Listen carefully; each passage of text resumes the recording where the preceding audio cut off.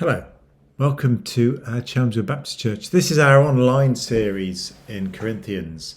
Now, if you're looking at this online, you'll think, why are you doing Corinthians? We haven't done Corinthians for ages. That's because we've had the summer, so there's been a long gap. If you're watching it on YouTube, you're probably thinking, why are you talking like I haven't been watching this? Because I've just watched the other ones. So, it's kind of depends where you are in time. But anyway, we are looking at 1 Corinthians. We've been working our way through it, kind of a chapter at a time, which is the way I like to look at the Bible. I like to take it in a big chunk rather than jump around and just pick out the themes. It does mean, though, very often you can't get the whole thing because no one wants a 2-hour sermon. Well, some people do, but if you do, you're going to have to go to a different church because 2 hours. An hour sermon is a bit much for me. 10 or 15 minutes, then we're done. But then I get carried away sometimes. So anyway, given that rambling introduction, here's a few verses from 1 Corinthians chapter 9. And this is Paul speaking to the church in Corinth. He says, "Am I not free? Am I not an apostle? Haven't I seen Jesus our Lord? Aren't you the result of my work for the Lord? Even though others may not think of me as an apostle, I am certainly one to you. You're the proof that I'm the Lord's apostle. That's what I say to stand up for myself when people judge me. Don't I have the right to eat and drink?" Then we'll jump on a bit to verse 13 and 14, which starts here, not there. "Don't you know that those who work in the temple get their food from the temple? Don't you know that those who serve at the altar eat from what is offered at the altar? In the same way, those who preach the good news should receive their living from their work. This is what the Lord has commanded." So what we've got here, right, is Paul having a bit of a rant. It seems that people were expecting something for nothing out of him. And this is an issue for churches. It's an issue for all kind of charity type. If you're not a business, it's an issue for all of them. How do they survive? Who does actually pay the bills? Now, Paul makes the case here quite strongly, and most of this chapter is Paul making the case that people who work in the church should be supported by the church, just as what happened in the temple. Which seems fair enough. If you're going to work there full time, you can't do it for free. You've got to eat. Now, giving has always been a part of church life, right from the very start of the early church. In fact, if you look at the way Jesus was on the road all the time, it happened then. There's no specific New Testament, I don't think anyway, teaching on the idea of tithing. But it's expected within the early church that if you're part of the church family, you will support the church family life financially as well in other ways. So that was the idea. If you become part of the church, you give to that side. Now I know, and this is dodgy ground, particularly if we're going on the internet talking about it, because the church historically, or leaders within the church, but the church as an institution has and does abuse this idea. You must give us more. We all know the usually true stories from usually American mega preacher types with their mansions and their islands and their private jets and their yachts and stuff and their $500 t-shirts, all that stuff, their lavish lifestyles. And a lot of them are true. It's easy enough. Just Google it. There is actually a thing online about kind of mega rich pastors, and it just kind of lists what they're wearing. They're wearing more than my month's salary just in their casual jeans and sneakers. It's easy enough to find them. And we all know churches or preachers that are more bothered about telling you to give them more money than they are about telling you to give more grace and more compassion. Always got their hand out. Well, that's not the way it's meant to be amongst Jesus' people. In the early church, and you can read it in Acts, I'm not going to read it, so you're going to have to. There was what was called a common purse, where people who needed help could get the help they needed. And that was an important part of church life. In fact, they put people, they kind of set people aside to manage that, to make sure no one was going short. They talk about services of what we would call communion, where people would bring food to eat. And some people were bringing loads of food and other people had hardly nothing. And the early church knew this is a problem and we need to address this. And for those people who work full time in the church, like Paul, they were supported in order to free them up so they could continue that work. Now, I would start from that point as a church. Not we need your money, we're going to buy stuff. I would start from that point. If we want a church worker, for instance, if we want a trip to Bradford, if we want a roof over our heads, if we want to, print notice sheets even every week, if we want our own crockery, when we have a church meal, if we want to have our own plates and cups, it needs to be paid for. This stuff, it just doesn't come free. Someone has to pay for it. And to clarify, and I'm sure if you're watching this, you probably know this already, but it's surprising how many people don't know this. The government and the council don't pay for anything, not for ministers, not for workers within the church. They don't pay our utility bills. They don't pay anything. And as Baptists, it's right. We don't want their money. Well, we'll have it, but we don't want it because we don't want to be in their pockets. We're not on the payroll of the state. And Baptists in particular see a separation between church and state. We should be free to be able to say what we want. Our ruler, firstly, is Christ. We have a responsibility as citizens of the place where we live and to show due respect to our leaders, yes, but they don't pay us to say the things we want. And if you look in, particularly in the history of Europe, and particularly medieval Europe, but not exclusively so, you can see what happens when the church and the state get in bed together, and then the people's taxes, whether they like it or not, go to fund the church, because the church then have to support whatever the ruling powers say. Anyway, that's another issue. And yes, it is political, because the gospel is political, with a small p. But that means that as a church, and as particularly as a Baptist church, we have to find the money that we want to do the things we want to do. And we have been pretty good at it. At least God has been pretty good at helping us get it. Look at the building that we have now. That is a miracle in itself, the way God has provided. The resources that we have had as a church, because we started basically from nothing. I remember days when we wondered if we'd be able to afford the next gas bill. Well, that may be happening again. But I remember those times. And now we're more comfortable.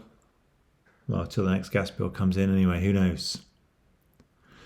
But how are we doing? We're not rich, but we are in the black financially. We're doing well. But for so many years, we were so close dipping into the red. So God can and does provide. Not always. God isn't interested in us being wealthy, despite what some churches may say. God's interested in us being disciples and apostles. So if we as a church want a minister, then we need to pay for her or for him. If we as a church want to have events, we have to pay for them. If we want a piano, we have to buy it. And everyone who's part of the church family should be contributing to the costs of that. Just as everyone should be contributing to the care we have for one another. It's not the minister's job to care for everyone. It's everyone's job. It's not the minister's job to put the chairs out. It's not everyone's job, obviously, but it's our job together.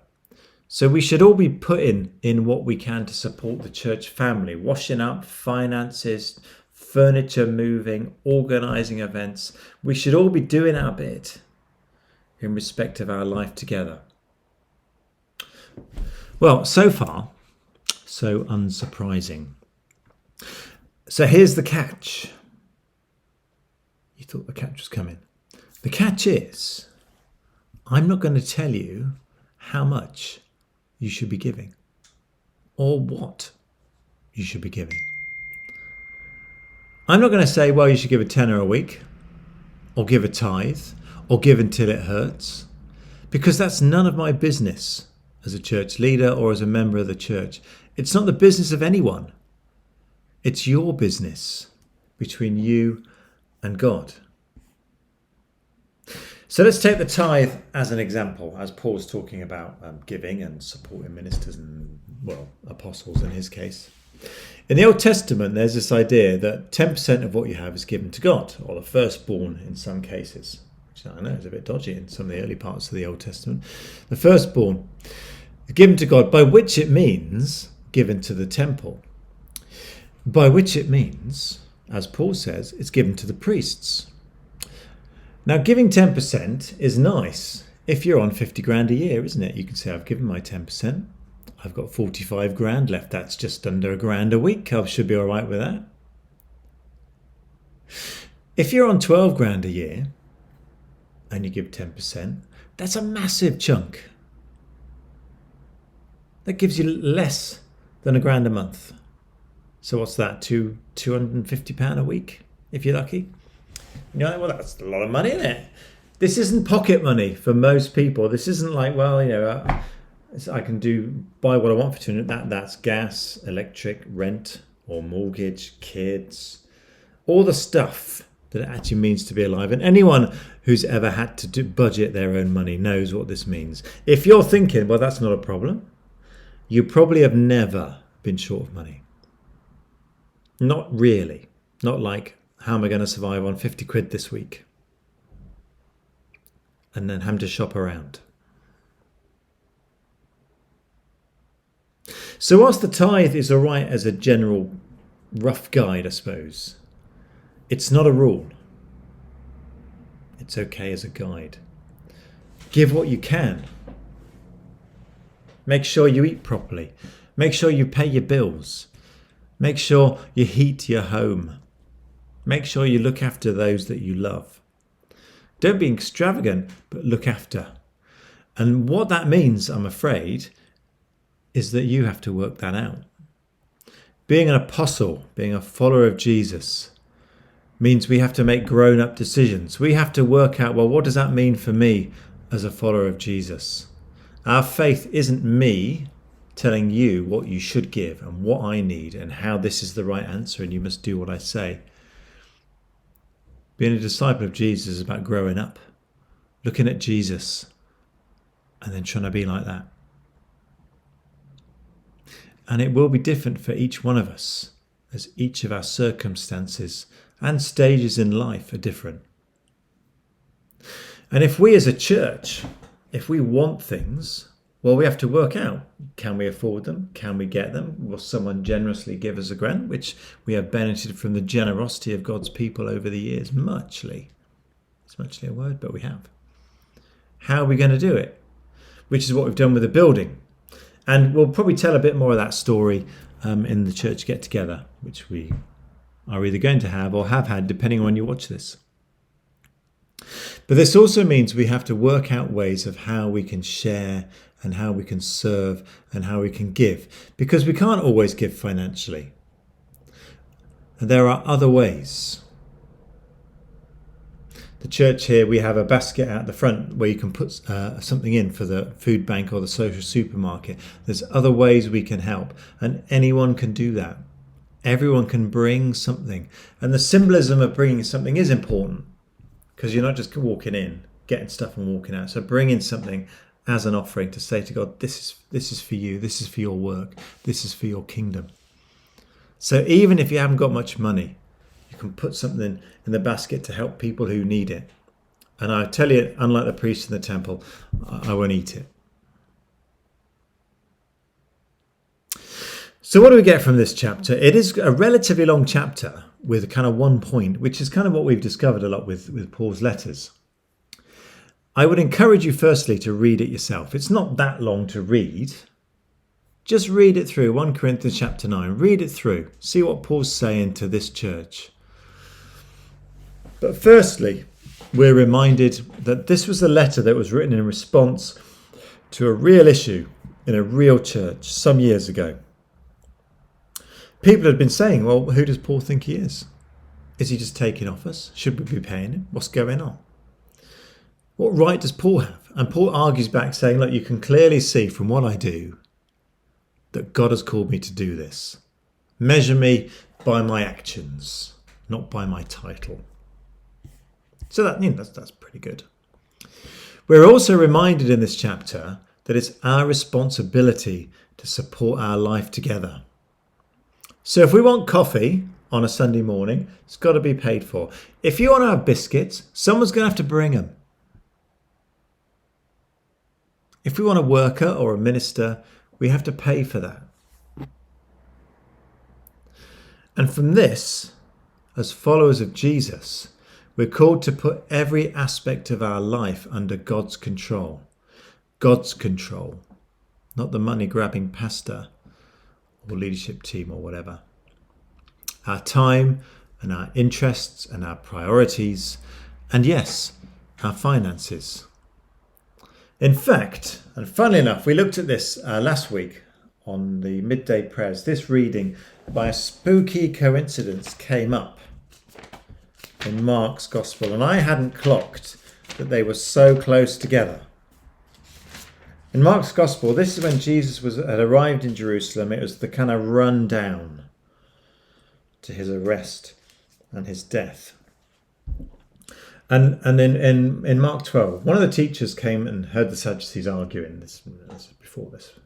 And they asked him, which is the most important commandment? And Jesus answered, here's the most important one.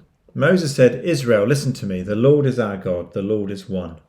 Love the Lord with all your heart and with all your soul. Love him with all your mind and with all your strength.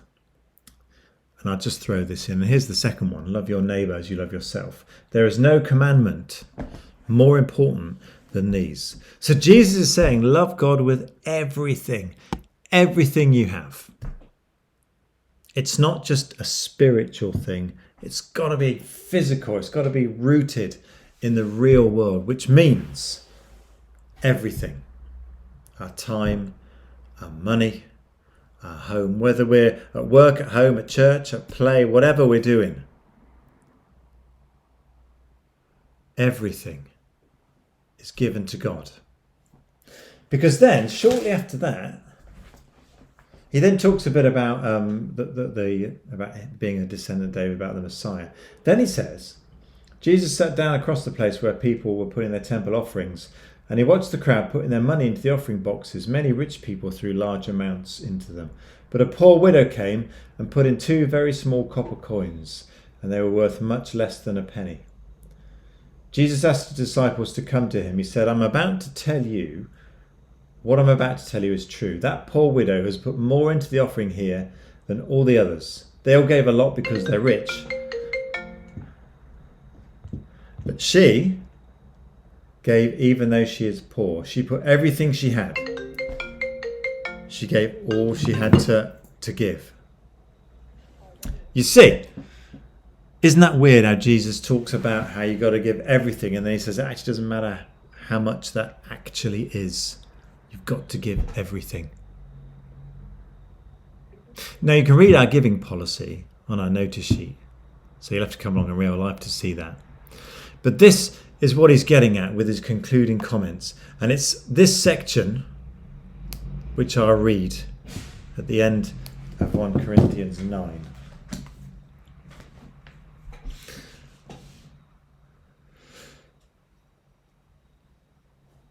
He's saying don't hold anything back. Give all that you've got. Don't keep yourself secure. Don't have a kind of emergency reserve. Don't kind of say, well, you can have that. You can have my leftovers. You can have what I don't really want. Go all in for God and see what God does with it. He says, in a race, all the runners run, but only one gets the prize. You know that, don't you? So run in a way that will get you the prize. And all who take part in the games train hard. They do it to get a crown that won't last. But we do it to get a crown that will last forever. So I don't run like someone who doesn't run towards the finish line. I don't fight like a boxer who hits nothing but air. No, I train my body and I bring it under control. Then after I've preached to others, I myself won't break the rules and fail to win the prize. He's saying if you're going to share the good news, if you're going to say you're a disciple of Jesus, you have to live it as well. You have to be it. Run with all that you've got, everything you've got, towards that prize. Don't hold back. Don't give God the second rate. Give him all that you have and give it in his service. Amen.